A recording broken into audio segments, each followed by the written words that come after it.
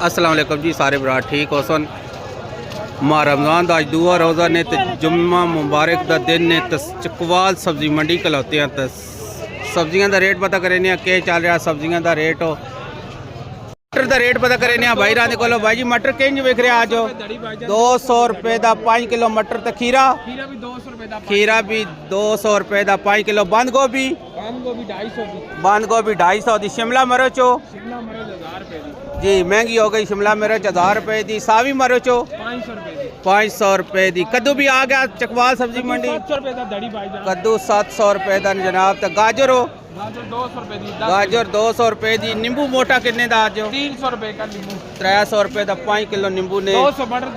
भिंडी काफ़ी 500 रुपए की खराब हो गई शाफरान जनाब तकते पे हो भिंडी बहुत महंगी जिस वजह विकती नहीं पी खराब पी होंगी शाफरान ठिपर कितने का जी टिप्पर 50 रुपए का 50 रुपए का मटरां का तोड़ा कितने का भाई जी मटरां का तोड़ा कितने का 1300 रुपए का कितना वजन है तोड़े का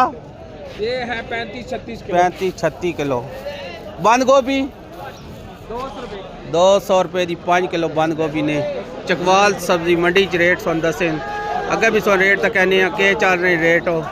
टमाटर कितने का आज एक 1300 का एक 1250 एक 1300 का एक 1200 का तुसा भाई जी लिया टमाटर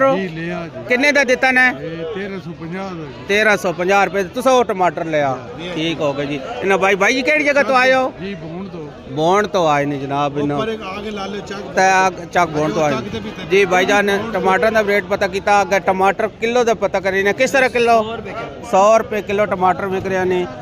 अगर मर्चों का भी रेट पता करें हमारे कई किलो विक रही भाईजान 100 रुपए गाजर कहीं दड़ी है गाजर 150 रुपए दड़ी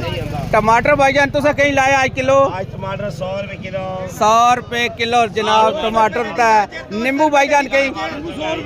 नींबू 100 रुपए किलो जी जी नींबू शिंबू साई पे विकते नो जी उसे रेट तो देने नो ठीक हो गया जी गोभी पे विकती जनाब भी खोलो 450